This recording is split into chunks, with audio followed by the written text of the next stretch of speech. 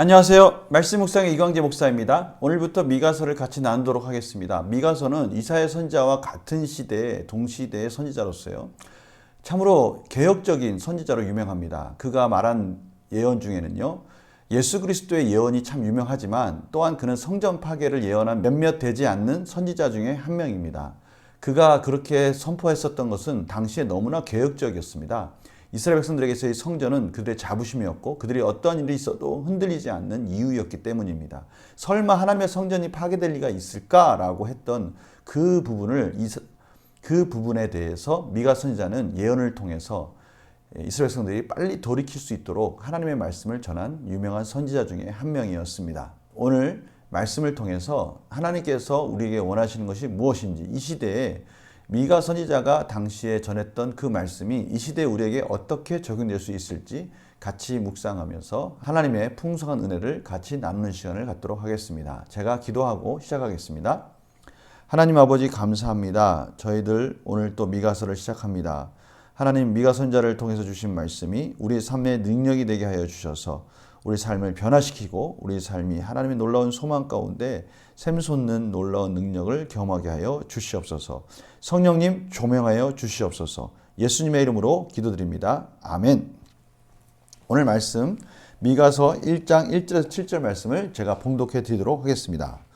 유다의 왕들 요담과 아하스와 히스기야 시대에 모레셋 사람 미가에게 임한 여호와의 말씀 곧 사마리아와 예루살렘에 관한 묵시라.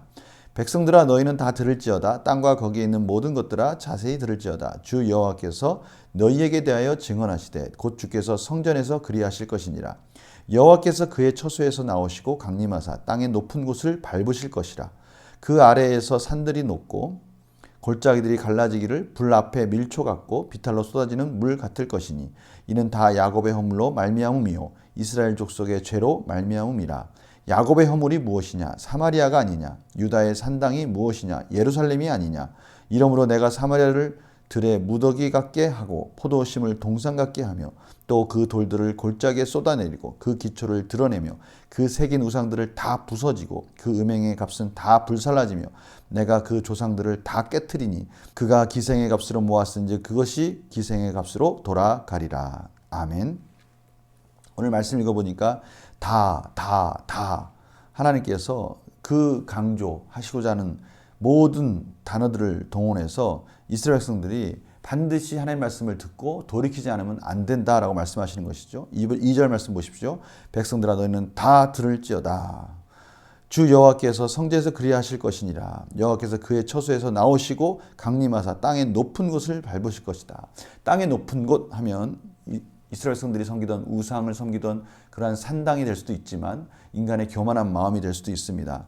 하나님께서 심판하실 때는 바로 그 인간의 교만함을 발로 밟으시면서 심판하실 것인데 그때 나타나는 모습들이 참 비참합니다. 산들이 높고 골짜기들이 갈라지기를 불 앞에 밀초 같다. 촛농이 떨어지듯이 촛농이 갈라지면서 그 초가 흘러내리듯이 그렇게 산들이 쏟아져 내린다고 말씀하고 있습니다. 그 이유가 무엇입니까? 우상에 대해서 우상을 섬기고 하나님을 섬기던 그들이 우상을 섬기는 모습 속에 살아갈 때 하나님께서 그들에게 이 무서운 심판을 쏟아붓겠다라고 말씀하고 있습니다.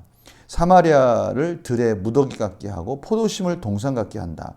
포도심을 동산 같게 한다. 이 말은 사마리아가 이제는 도시로서의 기능이 다 회파되고 들판으로 변해지는 그런 모습들을 표현하고 있는 것입니다.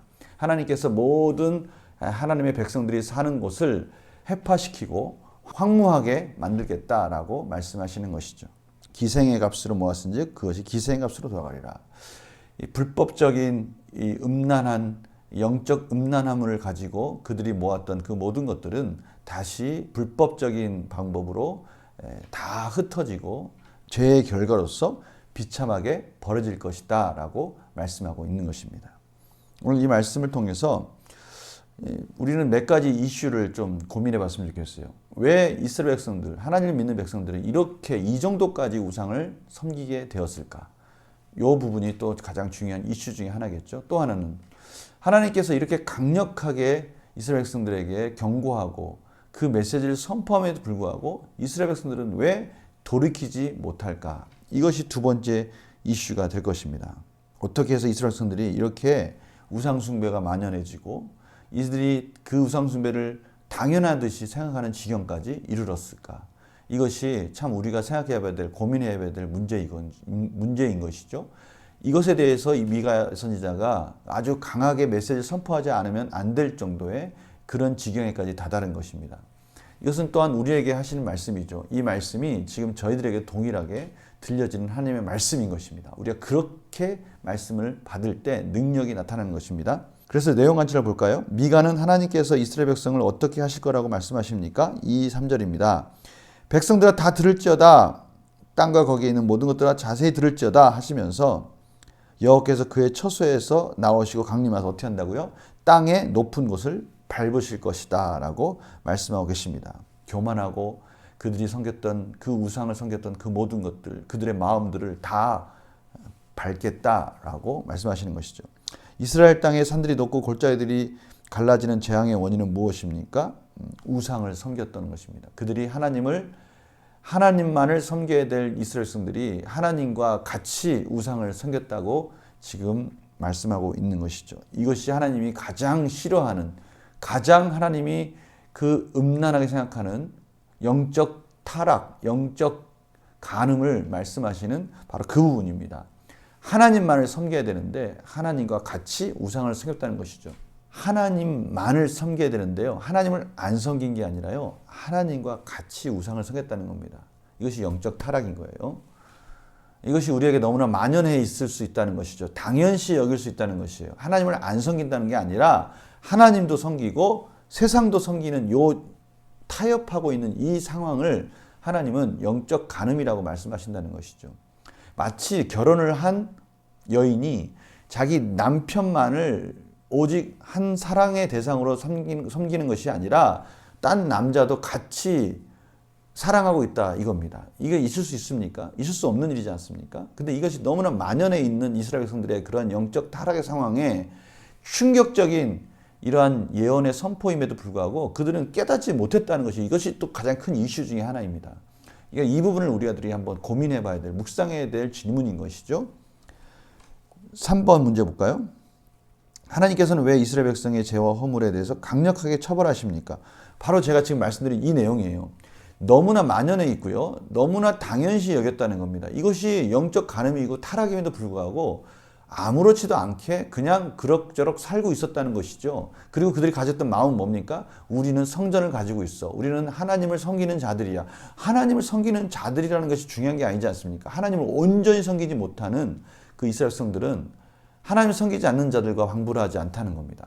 영적 타락과 간음과 기생의 삶을 살고 있다는 것을 말씀하고 있는 것이죠. 미가를 통해 이스라엘 우상 숭배를 경고하시는 하나님을 보면서 무엇을 느낍니까? 이것은 우리에게도 동일한 말씀을 지금 선포하시는 것이죠. 우상 숭배가 다른 게 아니라는 것이죠. 하나님만을 섬기고 하나님의 은혜만을 구해야 될 자가 다른 것들을 같이 잡고 같이 품고 같이 섬기고 있다는 것입니다. 또 다른 우상을 가지고 있다는 것이죠. 이게 너무나 자연스럽고 만연해 있어서 이것은 하나님의 강한 메시지가 아니면 돌이킬 수 없다라는 것을 말씀하시면서 우리 스스로 혹시 우리도 그렇게 세상과 그럭저럭 타협하고 살고 있는 부분이 있지 않느냐라고 물어보시는 것이죠. 이것이 지금 우리에게 주시는 하나님의 메시지의 가장 큰 이슈입니다. 이 부분을 우리가 깨달아야 되는 것이죠. 내 안에 아직도 하나님의 자리를 대신하고 있는 우상이 있다면 무엇입니까? 하나님의 자리를 대신하고 있다는 말이 하나님을 안 섬긴다는 말이 아니라 때마다 하나님만을 섬겨야 될 그 자리에 다른 것들을 갖다 놓는다는 거예요. 자녀의 문제를 얘기할 때 하나님의 은혜를 구하는 것이 아니라 자녀의 문제를 구할 때는 다른 방법들을 동원해서 써보는 거예요. 먼저 써보는 거예요. 그게 중요하다고 생각하는 거예요. 또 사업의 문제를 다룰 때는 또 사업의 문제에 맞는 또 다른 대안을 찾아간다는 거예요. 하나님이 항상 우선순위가 되어야 되는데 그러한 자리에 다른 것들을 자꾸 대체를 한다는 겁니다. 나도 모르게 그것이 너무 당연시 되었다는 거예요. 사람과의 관계 속에서도 그렇고요. 여러 가지 상황 속에 우리는 먼저 하나님이 떠올라야 되는데 하나님이 아닌 다른 것들이 떠오를 때가 있다는 것이죠. 왜 그러냐 이거죠. 우리는 그런 일이 있을 때 그것을 너무 당연시 여기지 말고 그럴 때 우리는 어떻게 반응해야 돼야 하는지, 오늘 어떻게 반응해야 될지 오늘 미가 선지자가 말씀하고 있는 겁니다. 빨리 그런 것을 돌이켜야 된다는 것이죠. 오늘 적용 부분에 바로 그 질문을 하고 있어요. 내 안에 우상을 부수고 오직 하나님께만 영광을 드리기 위해 무엇을 실천해야 합니까? 바로 이 부분입니다. 내 안에 우상이 있다는 거예요. 나도 모르게 들어와서 나를 차지하고 있는 이 우상이 있을 수 있다는 거예요. 하나님을 안 섬긴다는 게 아니라 예배도 드리고 기도에도 나가고 새벽 기도도 나가는데 그의 삶 속에는 우상이 있다는 겁니다. 이게 참 무서운 거죠. 하나님의 성전이 있는 예루살렘에 우상이 있다니까요. 이게 가능합니까? 가능하다는 거예요. 우리가 이 부분에 대해서 깨닫고 하나님께 은혜를 구하고 분별력을 구하고 지혜를 구해서 정말 하나님만을 섬기는 하나님의 백성이 되기 위해서 끊임없이 부단히 노력하는 우리의 삶이 되어져서 풍성한 하나님의 은혜를 누리는 그런 삶으로 나아가기를 간절히 소망합니다. 제가 기도하겠습니다.